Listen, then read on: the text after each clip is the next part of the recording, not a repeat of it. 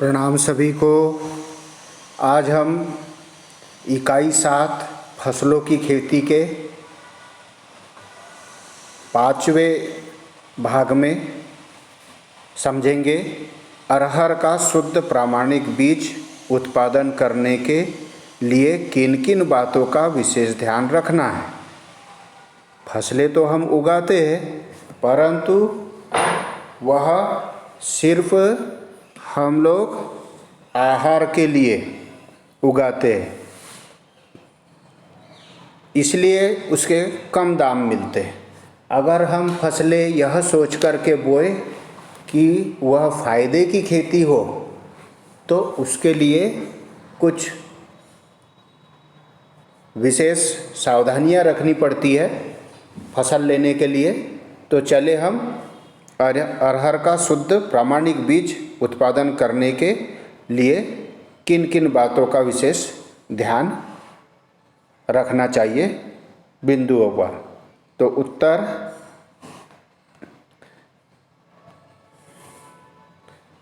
बीज उत्पादन के लिए क्या करना है? बीज उत्पादन के लिए, काय के लिए?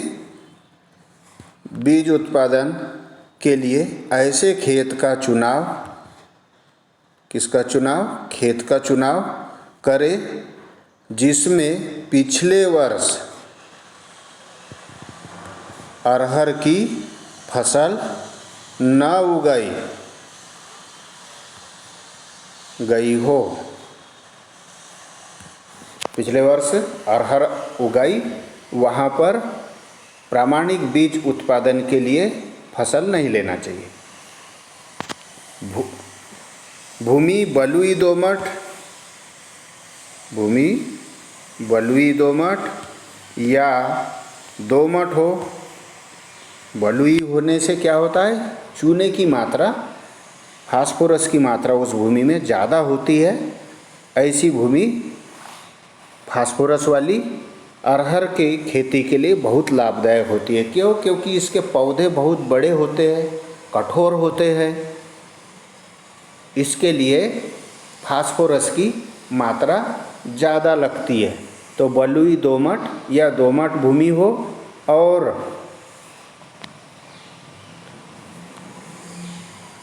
जल निकास की अच्छी व्यवस्था होनी चाहिए। जल निकास की व्यवस्था अच्छी होनी चाहिए। पानी नहीं रुकना चाहिए उस भूमि में, क्योंकि पानी अगर रुकेगा तो वायु संचार, प्रकाश का संचार, हवा का संचार उस भूमि में से नहीं हो पाएगा। उससे पौधे अच्छी ग्रोथ नहीं कर पाएंगे, और पौधों की ग्रोथ अच्छी अगर नहीं होगी तो तना मजबूत नहीं हो पाएगा, पत्तियां मजबूत नहीं हो पाएगी, अधिक फूल नहीं आ पाएंगे, पौधों की वृद्धि रुक जाएगी। तो ऐसी स्थिति में हम जो प्रामाणिक बीज के लिए पौधों के अंदर तत्व होने चाहिए, वो तत्व नहीं पहुंचा पाएंगे। तो बीज उत्पादन के लिए खेत का चुनाव करते समय ध्यान रखना चाहिए कि पिछले वर्ष अरहर की फसल न उगाई गई हो और भूमि बलुई दोमट और दोमट हो, और जल निकास की उचित व्यवस्था होनी चाहिए। नंबर 2, बीज उत्पादन के लिए, बीज उत्पादन के लिए शुद्ध आहार बीज,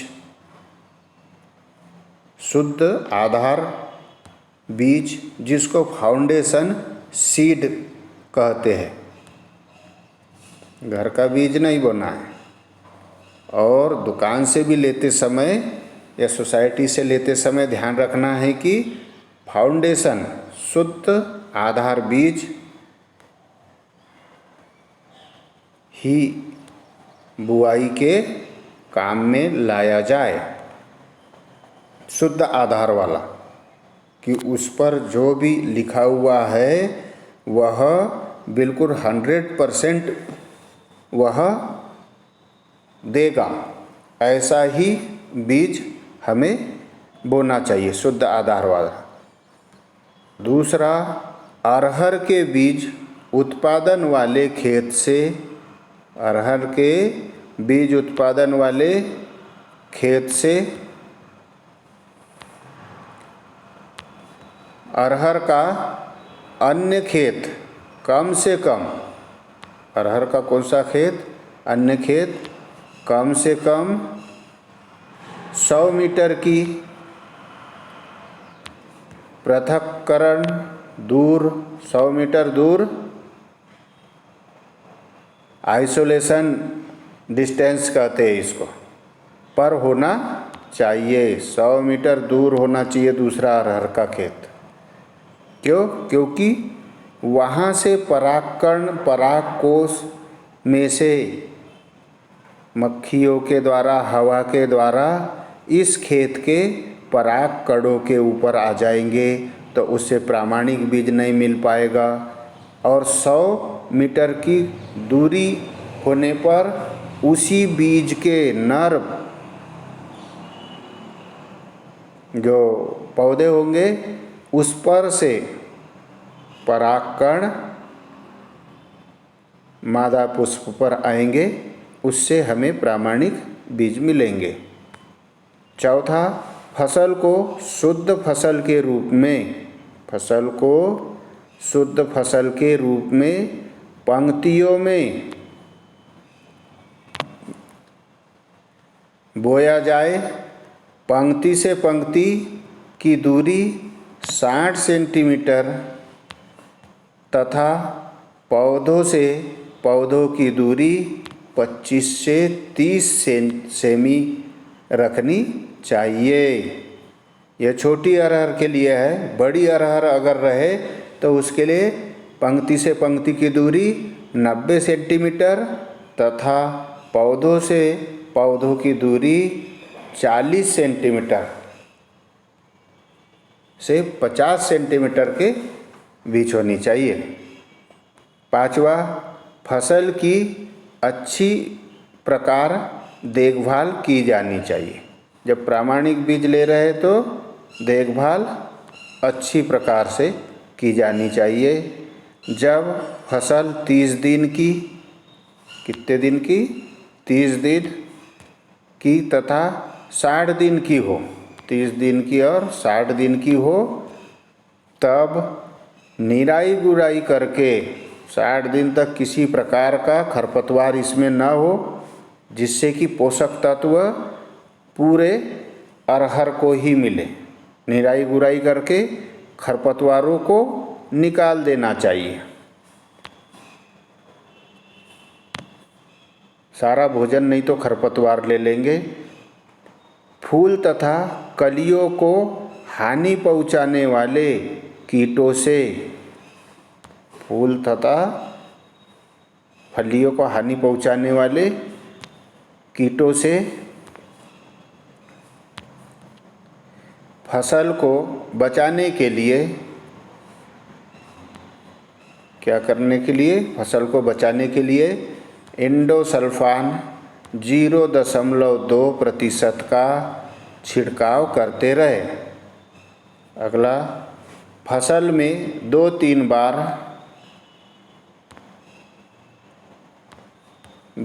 बार रोगिंग की क्रिया ध्यानपूर्वक की जाए। रोगिंग के समय अवांछित पौधों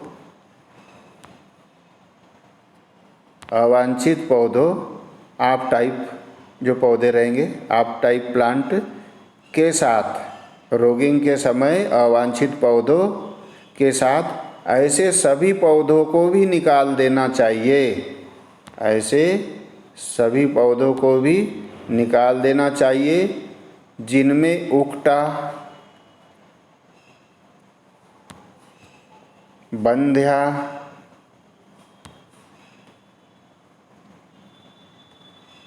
रोग अथवा पीला विषाणु रोग आदि लगे हुए हो। आदि लगा हो तो अवांछित पौधे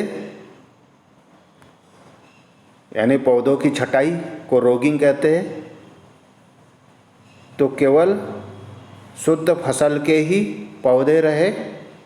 अवांछित पौधे जैसे कई बांझ पौधे निकल आते हैं उनको छांट देना चाहिए, नष्ट कर देना चाहिए, और उसके साथों साथ जितने खरपतवार रहेंगे या अन्य पौधे रहेंगे,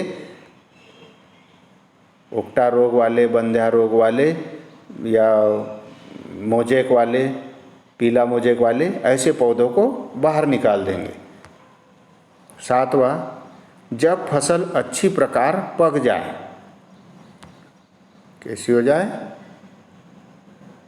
जब फसल अच्छी प्रकार पक जाए तो कटाई कर लेनी चाहिए। जब अच्छी प्रकार पीली हो जाए तभी पूर्ण परिपक्व होने पर ही इसकी कटाई करनी चाहिए।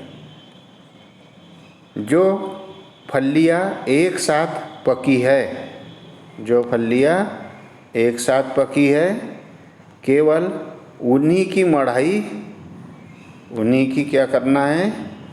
मढ़ाई करके दाने निकालने चाहिए। किसके दाने निकालने चाहिए? जो फलियां एक साथ पकी हुई हो। कुछ ऐसी भी फलियां होती है जो दोबारा फूल आने पर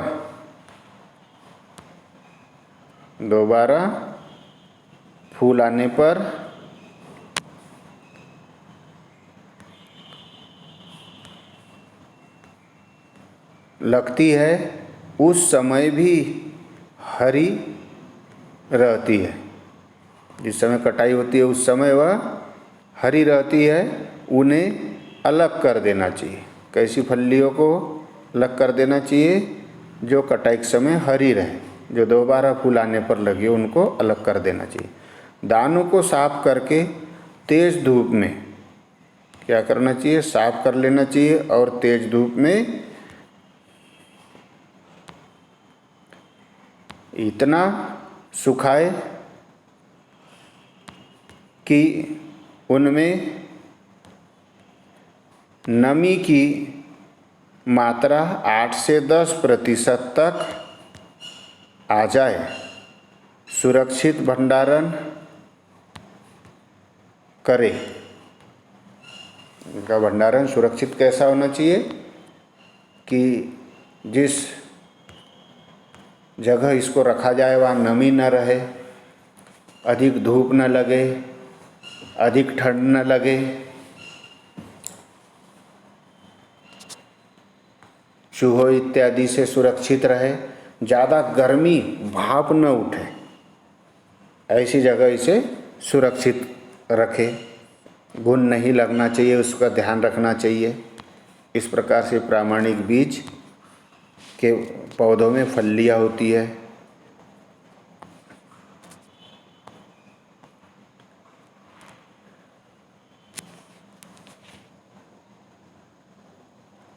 आगे चलते हैं हम सोयाबीन पर।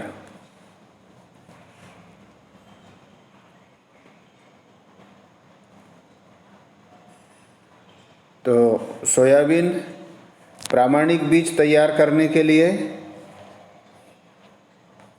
अगला एक और पॉइंट है। 1 हेक्टेयर में लगभग 15 से 18 क्विंटल बीज प्राप्त किया जा सकता है। कितना अरहर का बीज प्राप्त होता है?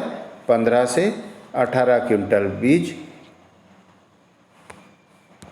1 हेक्टेयर से प्राप्त कर सकते हैं।